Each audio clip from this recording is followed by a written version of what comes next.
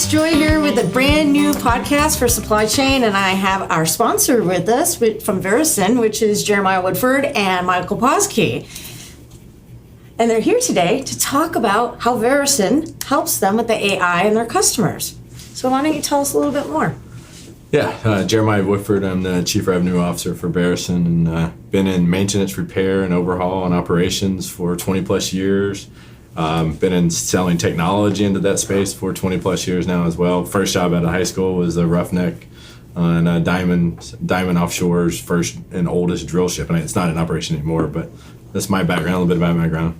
Yeah, Michael Posky. Recently joined Verusen. Have been in primarily early stage software companies, venture-backed software companies, helping oil and gas industry really adopt and leverage new technology. So super excited to be here. So tell me, what really throws a wrench in your fan with supply chain? Throws a wrench in my fan with supply. There's a lot of wrenches that get thrown in the fan. And interesting. I mean, it's a very broad discussion. I think the supply chains that we're focused on, heavy asset intensive industries like your oil and gas industry, your mining industries, power generation utilities. They're not manufacturing something. They're producing something. Right. But the big value for them is the assets they have to maintain and keep up and running. And what we see in these supply chains are, they're operating in really remote parts of the world. You may be producing oil off the coast of Angola. And so what's really crucial to understanding what's important about those pieces of equipment, and all the parts that they need to keep that up and running. And so usually and traditionally that's always been poorly managed in a sense of the maintenance person will determine how much they need based on a gut feel. And not really analyzing, is this, what is the actual lead time of these suppliers, how often we actually using these things, and applying any type of scientific methodology to this to determine, do we have enough, or do we have too much? Okay.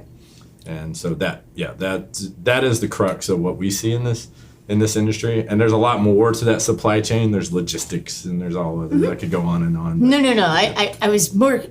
What was your feeling in terms of what throws a wrench in your fan with supply chain? Like, we all have our own little niche, right, that gets us. I'm in logistics, so for me, not being able to get something to a plant that's down in the middle of the night and we're, and my customer's losing money hand over fist for every hour they don't have gas, that's kind of, same thing. Sure, So for me, my issue would be having expertise, in the area that can get the parts there. But your stuff is really making sure you have the parts. That's and right. Understanding what parts you need. So how does that, Michael, work for you? I mean, in terms of what's your passion with this? Because we're hearing Jeremiah. Yeah, I'd say there's a couple things for me. One is when I look at the oil and gas industry and these heavy industries, there is always this balance of investing in new technologies, but a healthy risk aversion. We just take oil and gas in general, their model has always been to diversify the risk.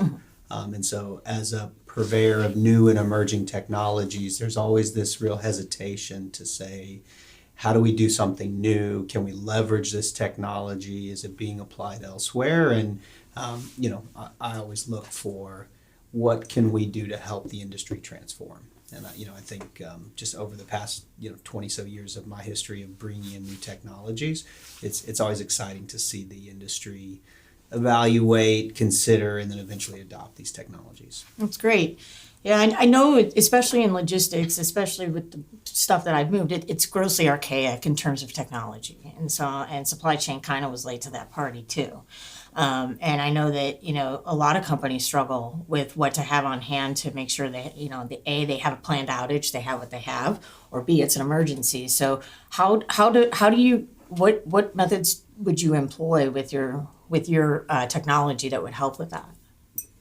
To ensure that they have what they need, and most importantly, it's a long-winded question. It is. I'll try to see if I can wrap it into some stories. That'd be great.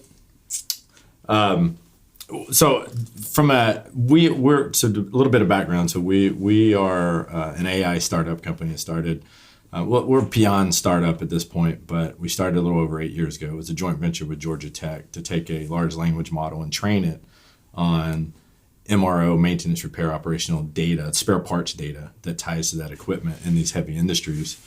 And that's what we've been training these AI models on, to help normalize the data, because most of these industries really have poor data sets.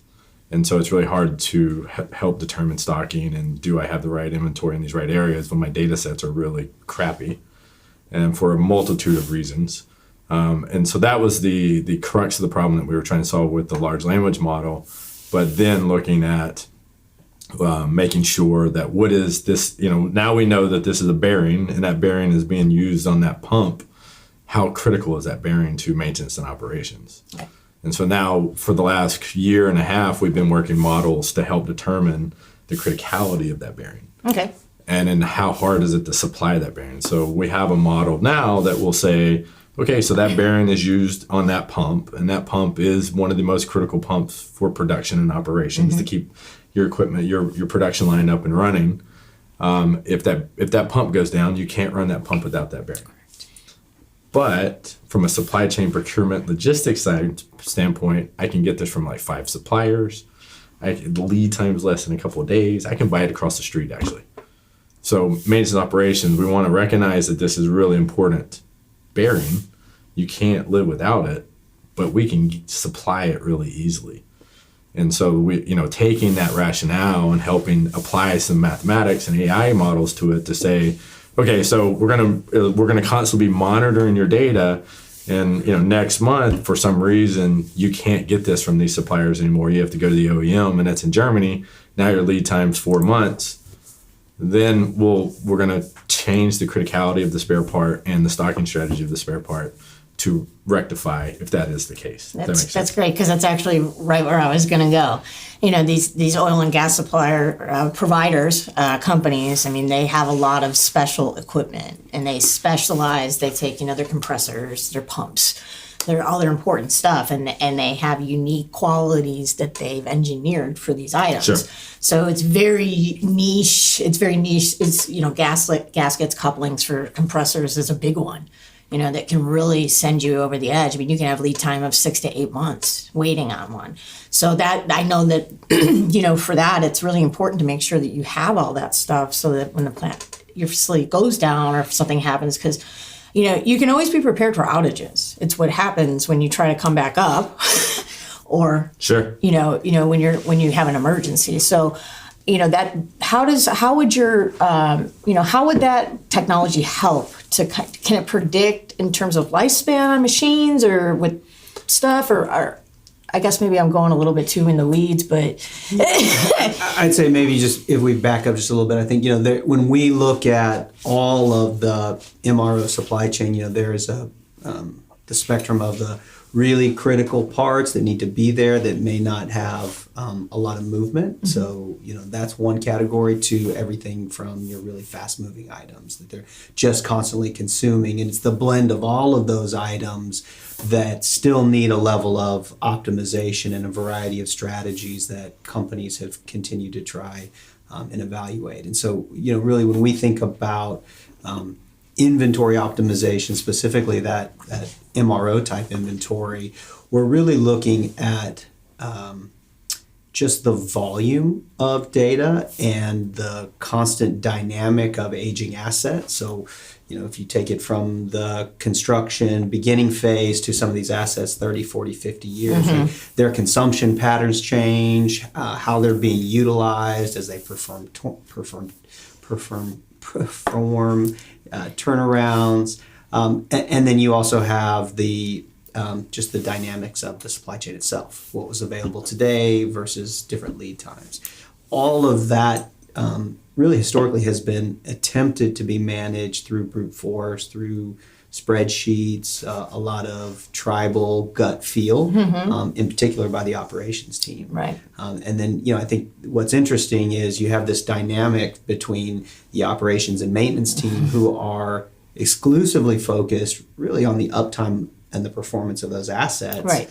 And the supply chain team, which are really trying to be the stewards and think about capital efficiency Great. And as we engage in both of those organizations, what really comes out is a very different view of the inventory and what is the right level of inventory and what's important. Great. And it's an area that I think Verusen is really bringing value to our customers, is helping bridge that that communication to say, yes, these things are critical, as Jeremiah was just explaining, but it's not factoring in what supply can do for that. And so bringing those two parts of the organization to the table, facilitated by data in real time, I think is really unlocking the value that we're seeing for customers. And that's awesome.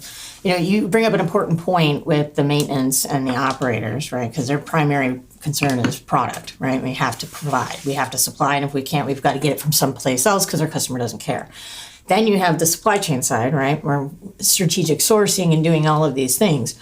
Can you tell me a story possibly about maybe, a customer you worked with where you saved them money by reducing the amount of assets that they had to have on hand because they were, say, overstocking ones that they didn't need? Or an example, I guess you could say, because that's have plenty huge. of those stories for sure. Great. Yeah, so that is the value proposition of the software that we sell for the most part. It really depends on who you're talking to in the organization. We are optimizing inventory levels. So the idea is that we are identifying their critical spares that they are potentially expediting. So we want to help you reduce the expediting, help you right size your inventory. Right. So get the right level of the critical spares and lower the surplus that you think you need, but you don't. And for whatever reason, that was set arbitrarily at the initiation of the asset. Mm-hmm. And in my experience, I worked with Shell on a project some years ago. I used to work for a consulting firm where we engaged from a consulting perspective. And the way they do this is it's not a real scientific methodology. The reliability teams, so Shell was starting up a new plant, and they say, here's all the assets from the OEMs. Here's everything that they're saying that we need to go buy, that we need to stock for the next 2 years for operations. So then they go with the reliability team and maintenance team and say, okay, so show me what your PM schedules are going to be for this equipment. How often are you going to change that bearing in that pump? And so the maintenance guys will say, well, we're going to change that bearing once a year.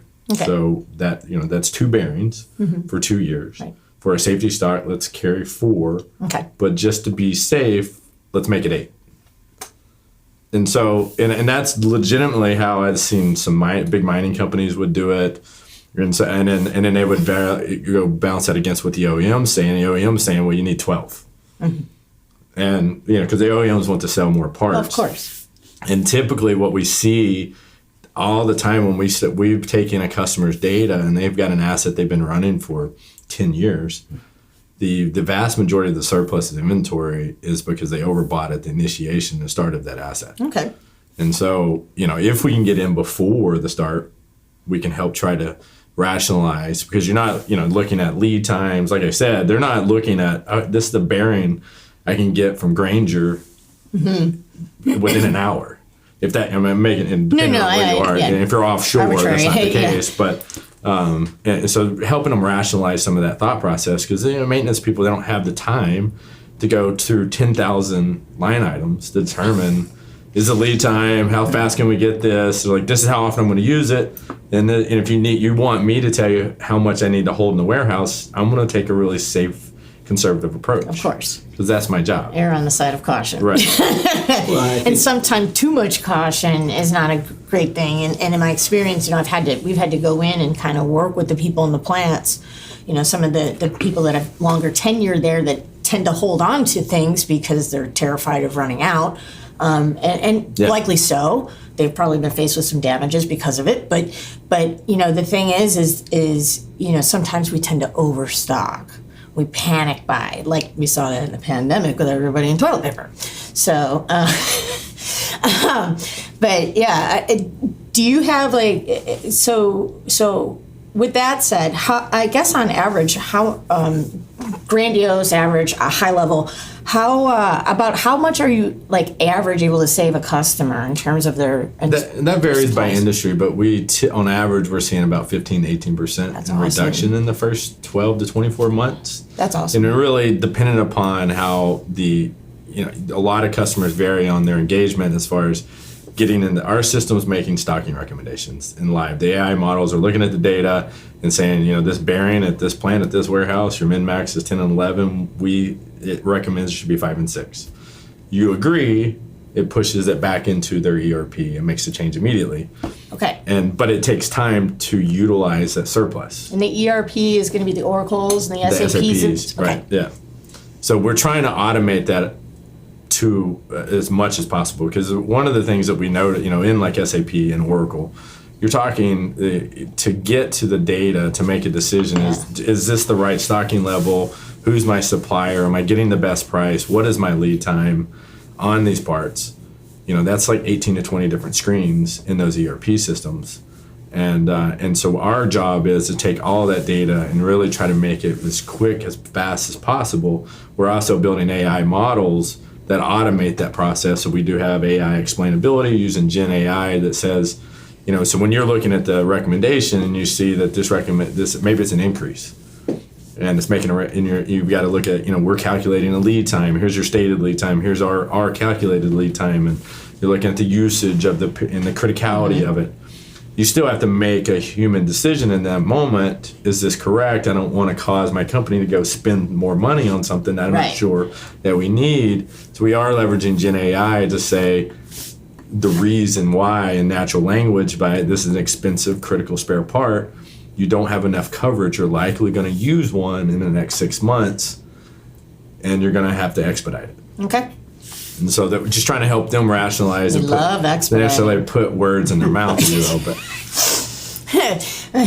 that's always the worst. Yeah. When you're at that point and they're saying how much to expedite it. Well. But we also have we have customers like offshore drilling contractors that have fleet, rigs in the Gulf, the rigs in the North Sea, and one of the crux of the problems in this, especially offshore drilling, in my experience, as they're it's like their own little fiefdoms.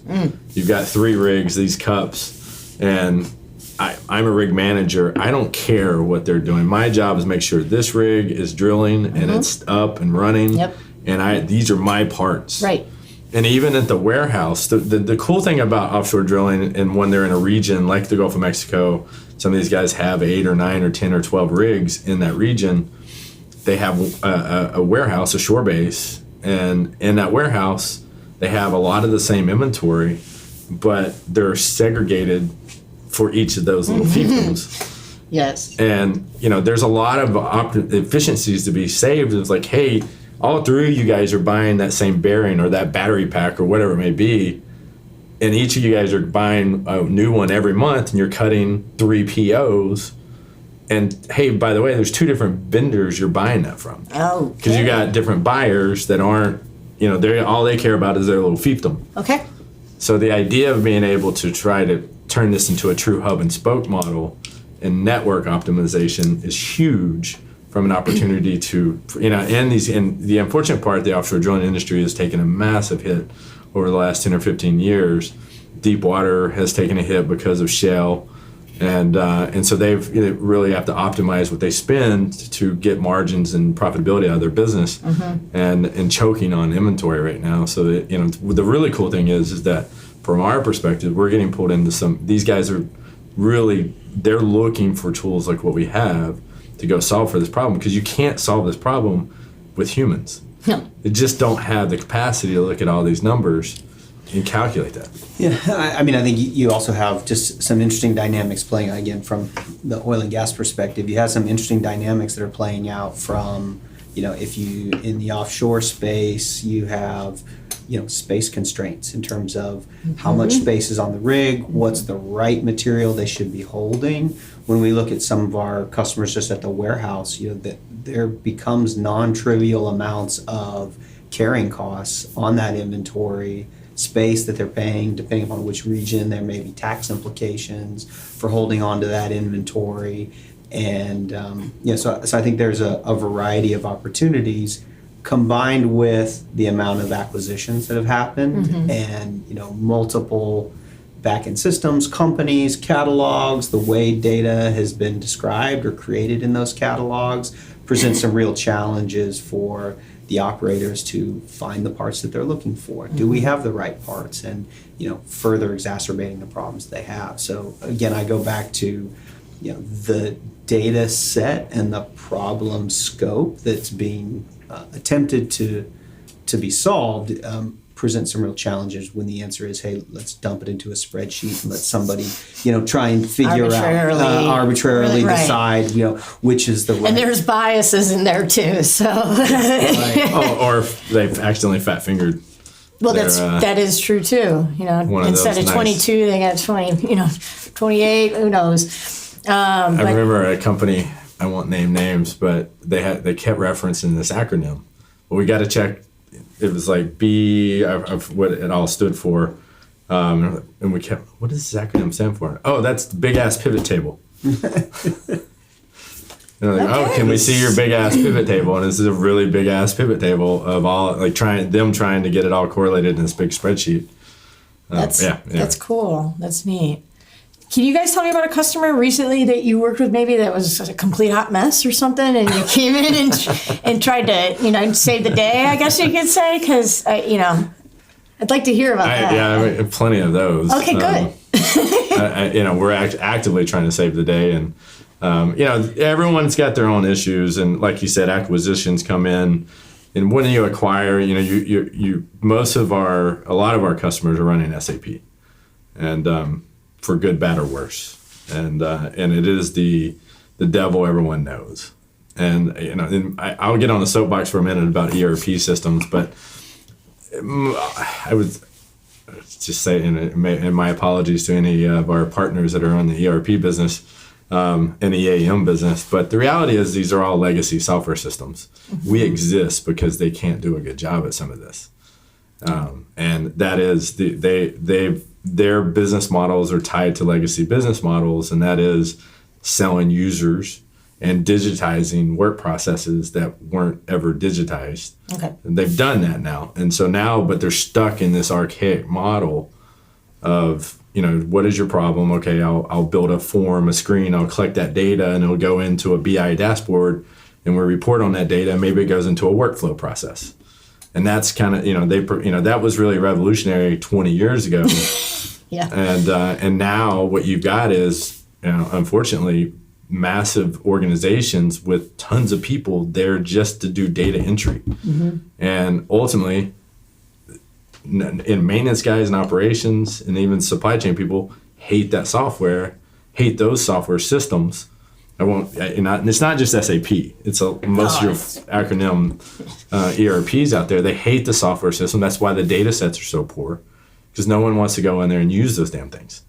And the reality is, the thing that's frustrating about these companies, they're not looking at how do we revolutionize this. And I do think the whole market is ripe to be flipped on its head, to be completely, turned around. And how do we automate this? How do we look at these customers that are using our software and say, no longer are we going to try to sell this by user subscriptions and users coming into the system, but we want to sell it by outcomes. And we want to sell this software and build software that automates. And our goal is having less people in the system with less screen time. And that's really what we're driving. Our system, we have a clear metric in our system for our long time users, and we have customers that have been in the system for over 6 years. Is the longer you're a customer, the shorter the users are in the system on a daily basis. Okay. Because they're trusting the AI models and what they're doing. In the beginning, they want to beat it up and want to validate what it's doing. Mm-hmm. Is it correct? But over time, as you train that AI model, the better it gets. And the less you have to really dig deep and swivel chair to your ERP to see, is this correct? Yeah.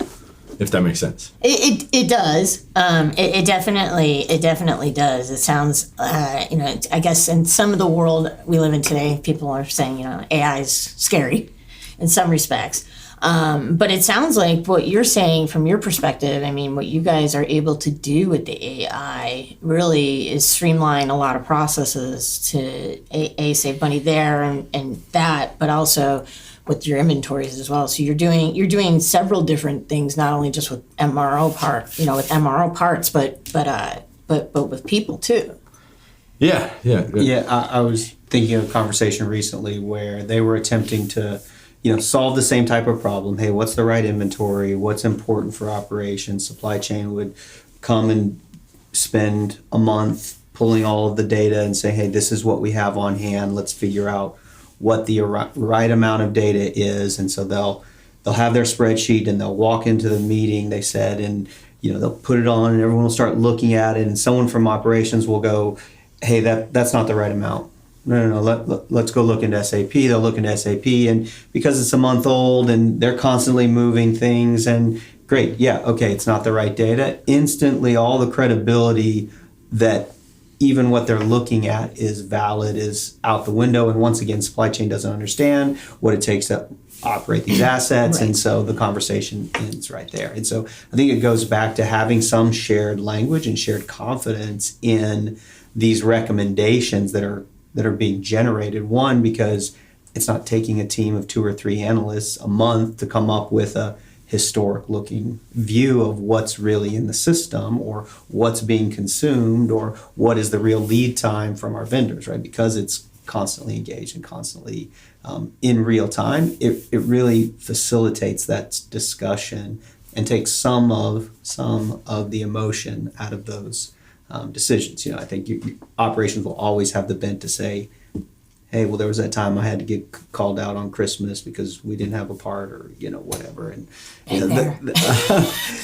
that's always going to be there. But I think the 80-20 rule, right? If we can start optimizing the things that are less emotionally charged, you build that confidence in the system, and then it really allows the experts, both from the operations and the supply chain, to focus on the really hard problems that nobody needs to be thinking about how many gloves do we need to be stocking, or how much of these low. Well, exactly, and that's a big thing you bring up, because ops always feels like supply chain or corporate doesn't listen to them, and they give them parts that are they give them parts that are crap, and they don't last, and they're constantly going down or changing them out. I've heard this a lot, not just in oil and gas, but in chemicals in general. But that's the thing. It's always that tough gap to bridge between operations in corporate. And so can you just kind of give me an example of how you were able to bring that together? Yeah, I'll give you a story. So we were working with a big customer. I can't name names, but then the maintenance and operation reliability teams bought the system, and they bought it purely on the idea of helping prevent stockouts.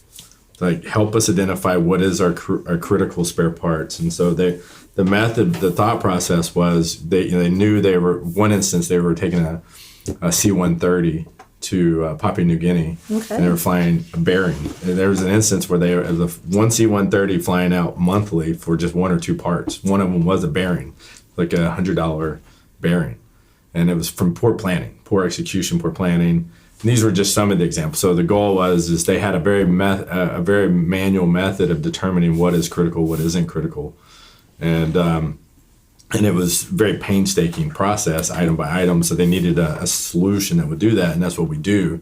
This is great. Great, you're making stocking recommendations, but most important, you can help us.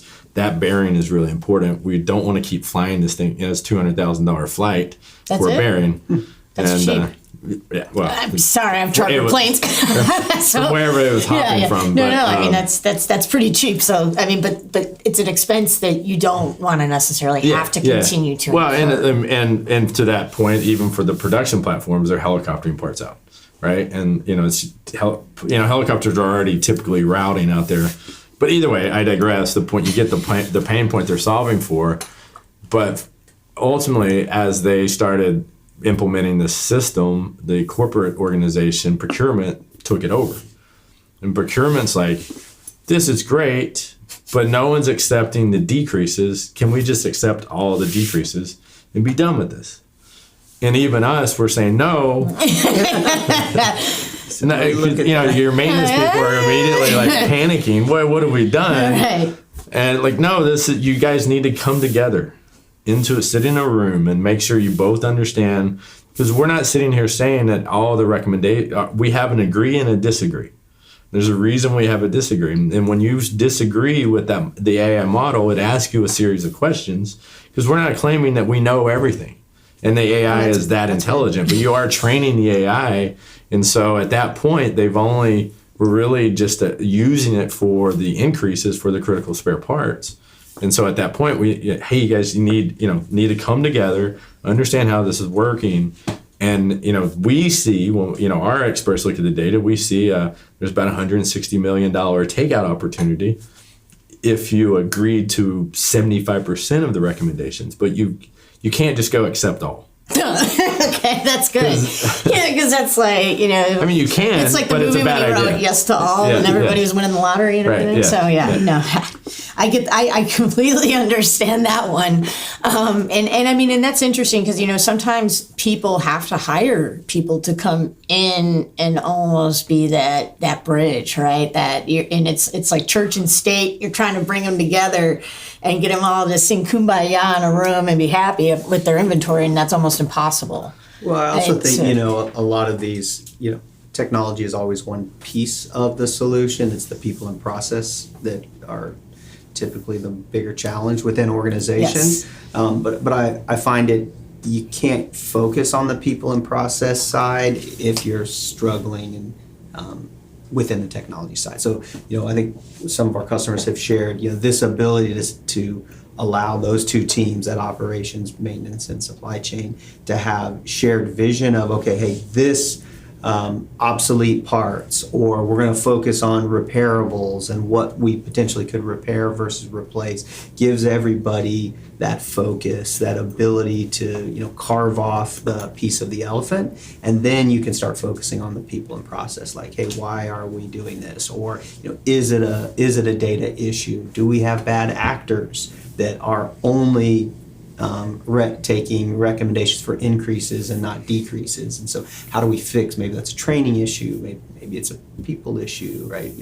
Maybe there's a culture of, hey, they think there's going to be a problem if we write down these assets that are these inventory items that haven't moved in 10 years because the CEO has to sign off on that. Okay, well, that's a training issue. Right? Actually, the CEO does want to get rid of those, get those off the books. Those type of things that allow the people process issues to be solved. That's great. I mean, that's really awesome. I've really enjoyed talking to both of you today, but we are going to have to wrap up. No, we appreciate it. And thank you, Verusen, for sponsoring us here. And we have Jeremiah Woodford and Michael Paskey. I'm sorry. Yeah, great. I'm so sorry. Yeah, great. Thanks for listening to OGGN, the world's largest and most listened to podcast network for the oil and energy industry. If you like this show, leave us a review and then go to OGGN.com to learn about all our other shows. And don't forget to sign up for our weekly newsletter. This show has been a production of the Oil and Gas Global Network.